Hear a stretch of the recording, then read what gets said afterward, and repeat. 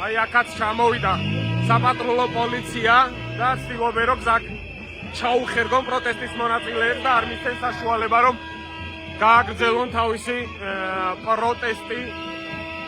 სულელობა თბილისის ქუჩებში ხედავთ კადრში ტროტუარზე მოძრაობენ პროტესტის მონაწილეები და საპატრულო პოლიცია ცდილობს რომ გადაუკეტოს გზა გაყევით ისმის პოლიციის შეძახილები.